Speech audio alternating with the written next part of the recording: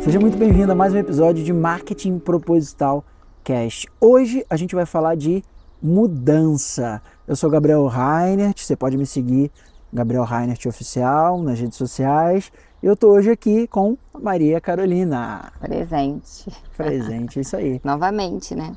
Exatamente. Estamos aqui para contar um pouco da nossa história de mudança. E compartilhar com as pessoas para que elas possam ser ajudadas, né? Verdade. Bem, Maria Carolina, o que todo mundo acha que vai conseguir fazer na hora de se mudar? O que todo mundo acha que é possível na hora de se mudar, mas que na realidade, na prática, é impossível?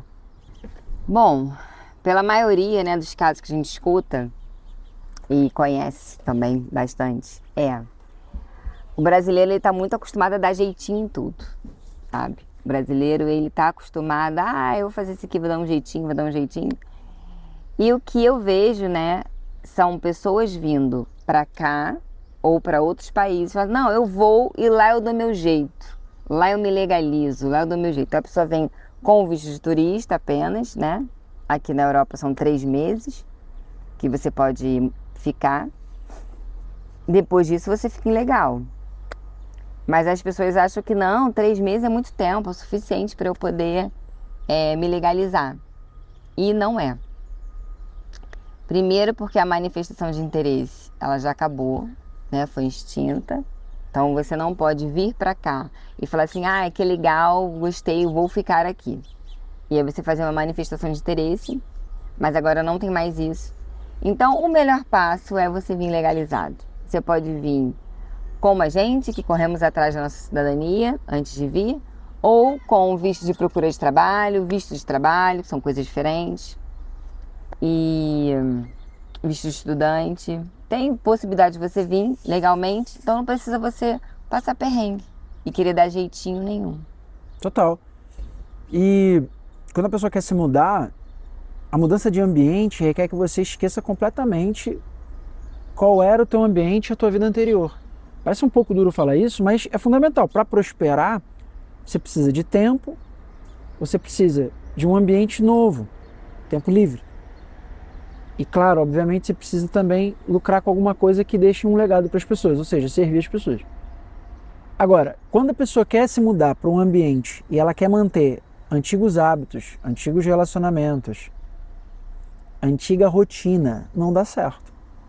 Muitas pessoas vêm para um outro país, mudam de ambiente, o que é fundamental para prosperar, mas ficam com a cabeça no lugar antigo.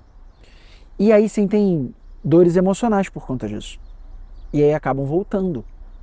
Porque ela não conseguiu romper com uma era da vida dela e para uma nova era, um novo tempo disponível e um novo ambiente.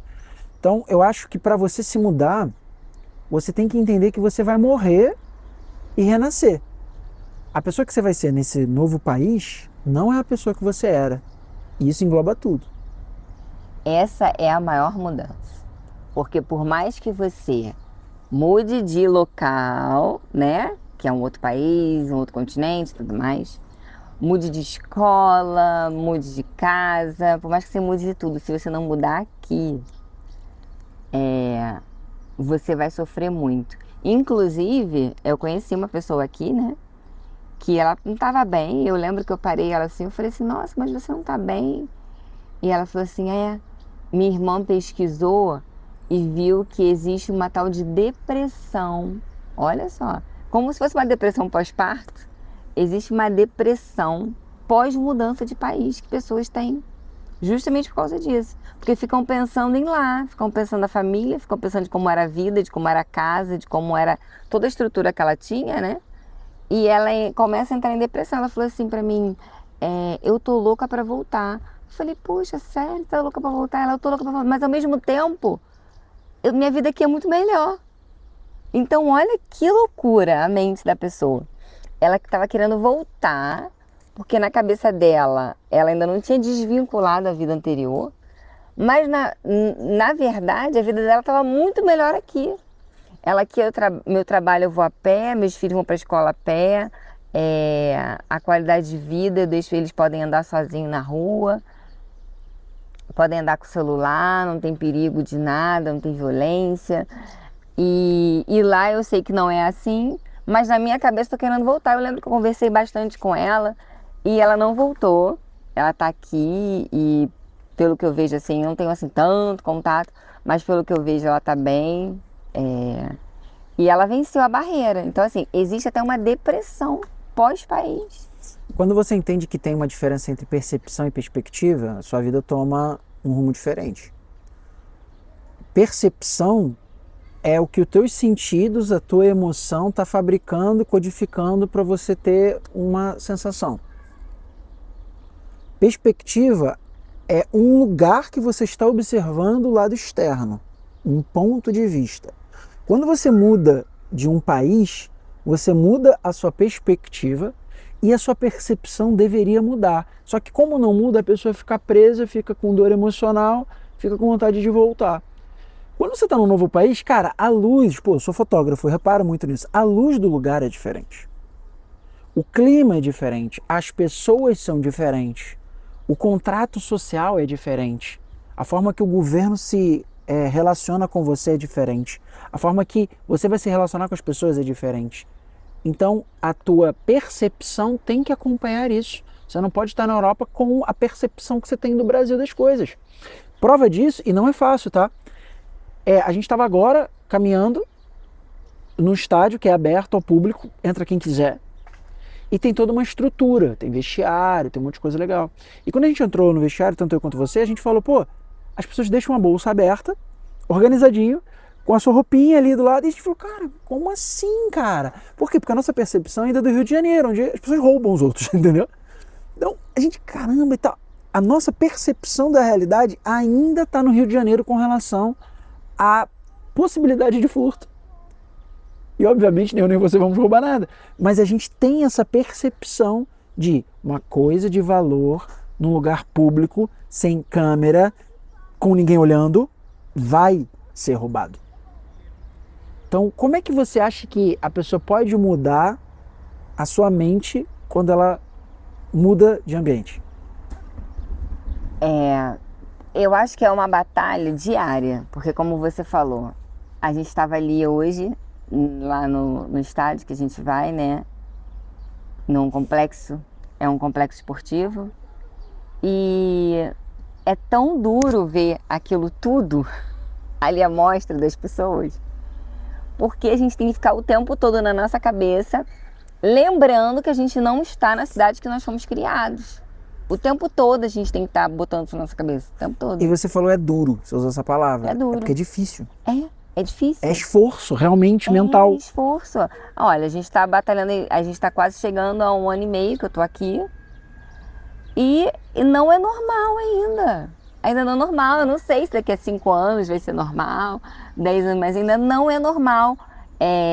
Eu levar minha filha na patinagem, por exemplo, e as mães chegam, botam as bolsas abertas com o celular na frente, em cima, e fica tudo aberto lá. E ninguém pega nada. E quando some, né, tem os achados e perdidos. Direto. Porque você esqueceu, né? O Noah estava no campo de férias essa semana e aí ele esqueceu o boné, vários que esqueceram. Tinha uns 10 bonés lá expostos para você pegar o seu boné. Nenhuma criança pega o boné que não é dela. Ela vai lá e pegar o boné dela. E o Noah foi lá e pegou o boné dele e veio embora. Então, assim, saber que o que não é seu você não tem que pegar. O que não é seu você não tem que tocar. E eu fui criada assim, né? Gabriel também. Mas infelizmente ao nosso redor não era assim. Do nada subia uma caneta, subia um lápis, subia. Porque deu mole, perdeu, não é isso? Esses termozinhos assim, bem cholos que se usa, né, no Brasil. Perdeu, e deu mole, esqueceu. Não, aqui não é assim. E tem várias experiências, né? Ano passado mesmo, a nossa amiga veio pra cá e o marido dela deixou o celular e o óculos de grau, perdeu dentro do shopping. E ele deu conta muito tempo depois. E aí, quando ela foi no balcão de informação, tava lá o óculos dele, o celular dele. Lá. Acharam, botaram lá. Ano passado também, eu lembro que eu tava em Viseu, né? Uma cidade aqui perto. Um shopping bem maior, super grande ali, o Palácio do Gelo. E o Noah deixou, a gente tem uma internet móvel, um aparelhozinho de internet móvel e o powerbank. Ele deixou numa cadeira que ele tinha sentado e estava lá. Nós almoçamos e tudo mais. E eu lembro quando eu dei conta. Falei, meu Deus, cadê o aparelho? Cadê o powerbank? Fui lá e estava no mesmo lugar, na mesma cadeira. Isso depois de ter almoçado, ter feito um monte de coisa. Estava lá, ninguém mexeu. Nada. E se tivesse mexido, tinha dado para a administração do shopping para poder eu ir lá e pegar. Entendeu? Então isso é uma batalha, é difícil, mas tem que ficar o tempo todo lembrando, né? A gente está aqui agora, num parque público, né? E a gente está aqui com nossos telefones, a gente está gravando isso com o nosso telefone, a gente está aqui, zero perigo, né? A gente não tem mais perigo, a gente até fala sobre isso, que se um dia a gente tiver que voltar pro Brasil, até mesmo a trabalho e tudo mais, a gente vai sentir essa falta, porque hoje, minha bolsa fica do lado do carro, no banco do carona. O meu celular eu falo o tempo todo na rua, eu não tenho problema mais nenhum. Então a gente vai levar um choque de realidade quando a gente tiver que voltar, né? Porque a gente já não, cada vez mais não pertence mais àquele mundo de medo, né? Infelizmente, lá a gente tem um mundo que a gente vive com medo todos os dias.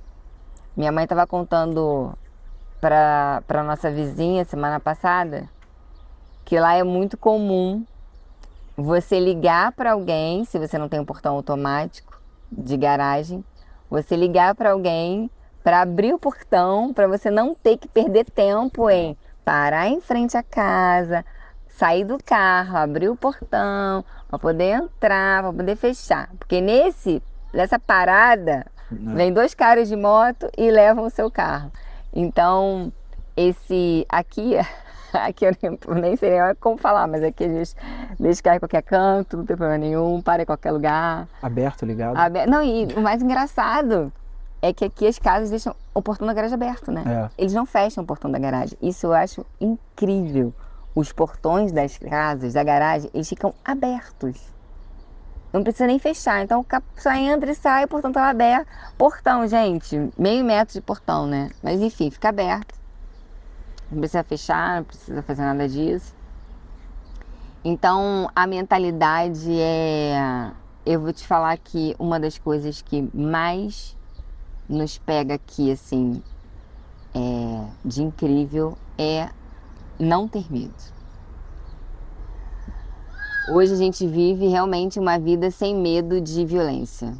E isso não tem dinheiro que pague.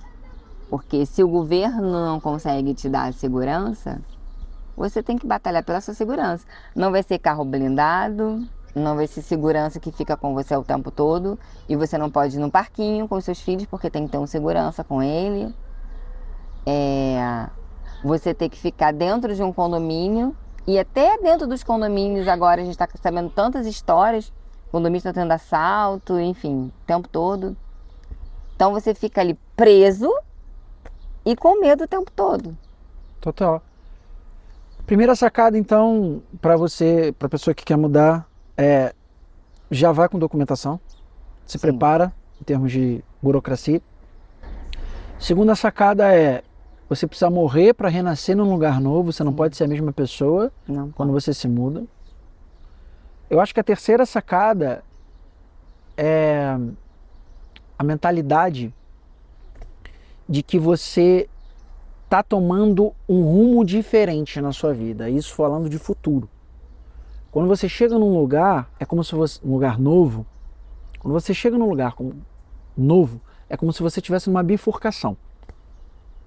Você estava trilhando um caminho e tem uma esquina diferente, que você não conhece, que é uma aventura. E você pensa, cara, eu vou por ali. Então, se eu vou por ali, é novo, eu desconheço, pode dar errado, eu vou ter que ser resiliente, eu vou ter que pedir ajuda, eu vou ter que criar novos relacionamentos, eu vou ter que trabalhar com algo que talvez não seja o que eu queira, ou eu vou ter que criar novas competências para conseguir trabalhar em algo novo. É tudo novo.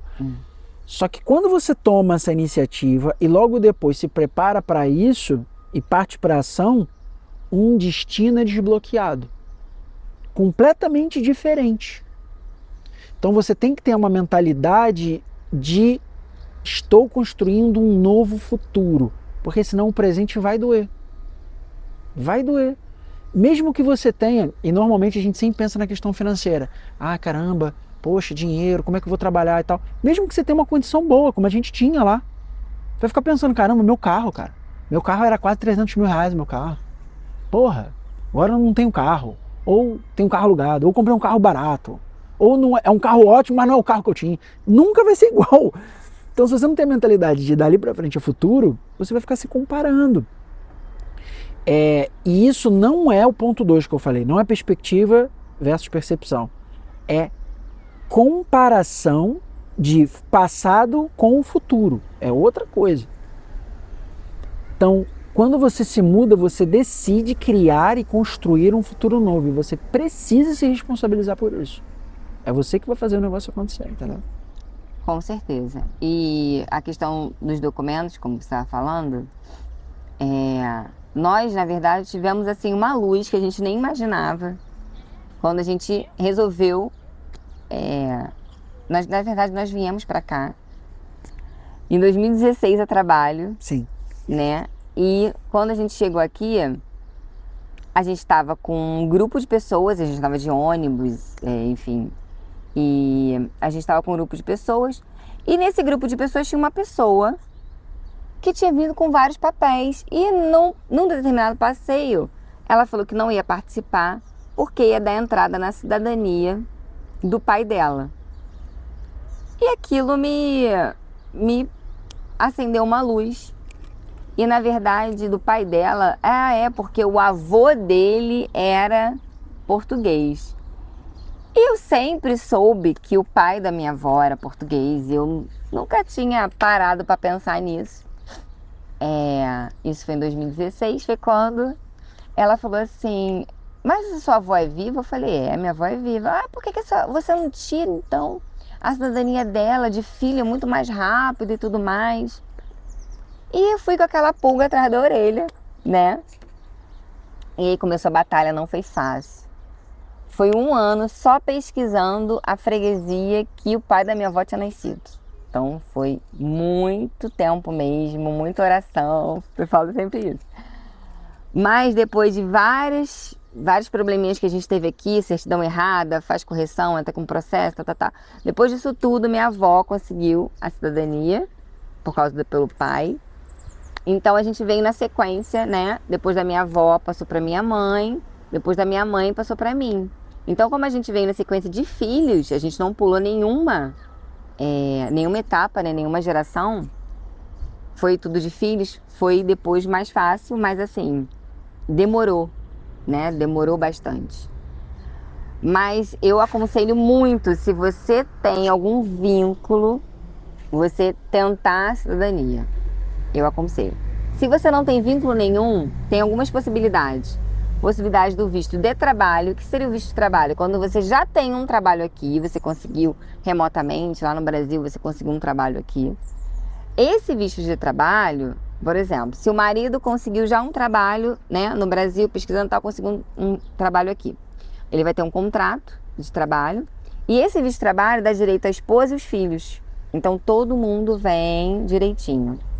Se for visto de estudante, mesma coisa. Se for só o marido ou só a esposa, a família toda vai ter direito. Marido e os filhos, porque a esposa está vindo, então eles são um agregado familiar.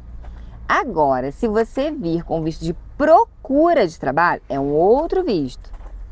O visto de procura de trabalho, ele é individual. Então, ele vai ser só para o marido ou só para a esposa.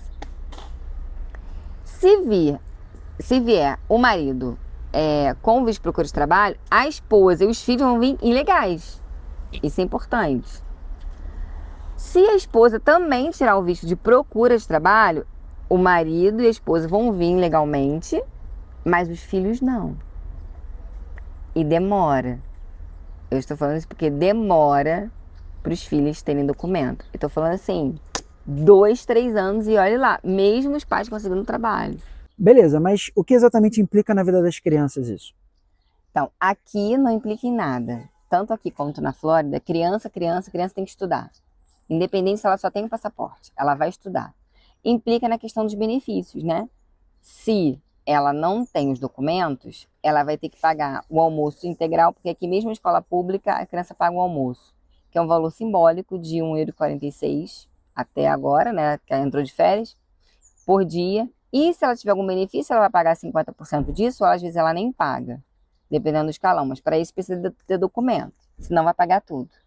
E o benefício também que o governo dá, né? Quase todas as crianças que recebem benefício, que é uma ajuda, tanto aqui quanto na Flórida também. Então é isso, implica nos benefícios que implica. Fora isso, ela vai estudar. E se a pessoa também quiser vir com a documentação, pelo que você falou, para quem não tem a cidadania, quem não tem a possibilidade de cidadania, o melhor seria a pessoa buscar um trabalho do Brasil, mandando o currículo para cá, conseguir um visto de trabalho, e aí seria o melhor dos mundos, que ela poderia estar trabalhando. Se for uma família com filhos, sim.